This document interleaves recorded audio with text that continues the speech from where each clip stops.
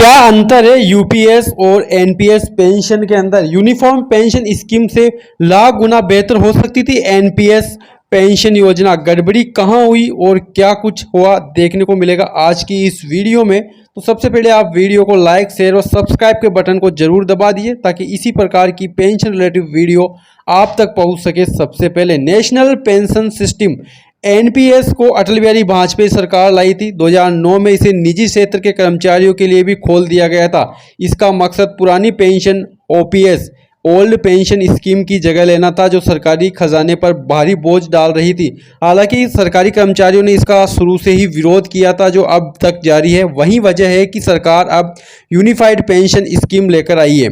सरकार ने हाल ही में यूनिफाइड पेंशन योजना यूपीएस नाम की एक नई स्कीम की घोषणा की है, जो केवल सरकारी कर्मचारियों के लिए बने नेशनल पेंशन सिस्टम का एक संशोधन रूप है। इस नई स्कीम के इर्द गिर्द छाए शब्दामंडर के बादल हटा दिए जाए तो ये सरकारी कर्मचारियों की रिटायरमेंट पेंशन में गारंटी को वापस ले आया है। सैद्धांतिक स्तर पर यह नई गारंटीकृत पेंशन वैकल्पिक है और कर्मचारी एनपीएस को भी चुन सकते हैं, मगर व्यवहारिक नज़रिए से देखें तो सरकारी कर्मचारियों के लिए एनपीएस का अंत लगभग हो चुका है। ये एक सरल सत्य है। अगर नेशनल पेंशन सिस्टम को 2004 से ही उसी भावना से लागू किया गया होता जिस भावना से इसे डिज़ाइन किया गया था, तो 2004 से पहले के सरकारी कर्मचारी जो अभी भी पुरानी सिस्टम में है एनपीएस में ट्रांसफ़र पाने के लिए आंदोलन कर रहे होते।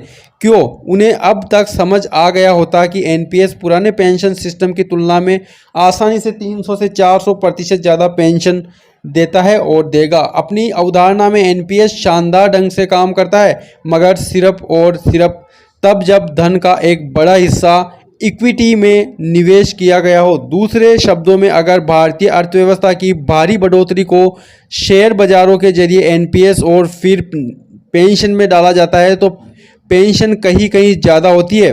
2004 में जब नए सरकारी कर्मचारियों को एनपीएस में शामिल किया गया था तब सेंसेक्स 5000 के करीब था। आज ये 80,000 अंक के आसपास है, मगर पेंशन के मामले में यह सब बर्बाद और बेकार रहा है। ये दो तरह से बेकार रहा है। सबसे पहले 2004 से 2009 तक एनपीएस के इक्विटी निवेश वाले हिस्से पर बिल्कुल अमल नहीं किया गया।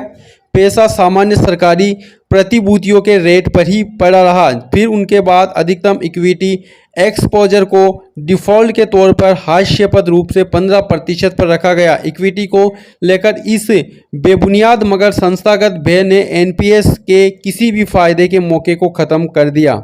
अभी भी सरकारी कर्मचारी है, चाहे जितने भी कम हो, जो ये सब समझते हैं उनके लिए एनपीएस मुनाफा पाने का एक सरल विकल्प है, जो उन्हें यूपीएस की तुलना में बहुत ज़्यादा पेंशन दिलाएगा। एक बार जब आपका पैसा एनपीएस में लगा दिया जाता है तो आप सीधे सीआरए वेबसाइट पर अपने खाते तक पहुंच सकते हैं और सबसे ज़्यादा इक्विटी वाला विकल्प चुन सकते हैं। आदर्श रूप से ये कम से कम 50 साल की उम्र तक किया जाना चाहिए और आदर्श तौर पर ये डिफ़ॉल्ट विकल्प होना चाहिए। अगर कोई इस बात के बुनियादी कारणों का विश्लेषण करता है कि ये सब क्यों हुआ, तो मौजूदा राजनीति की दशा और सरकारी कर्मचारियों की मानसिकता को भी इसका दोष मिलना चाहिए। हालांकि जो हो गया सो हो गया। अब इतिहास के इस वैकल्पिक परिदृश्य को गढ़ने का कोई मतलब नहीं है। जहां तक एनपीएस के गैर सरकारी सदस्यों की बात है तो सबक साफ है। एनपीएस एक बेहतर रिटायरमेंट सिस्टम है, लेकिन ज़्यादा से ज़्यादा लाभ पाने के लिए जहां तक संभव हो लंबे समय तक इक्विटी के हिस्से को अधिकतम रखना चाहिए। बेशक यही बात हर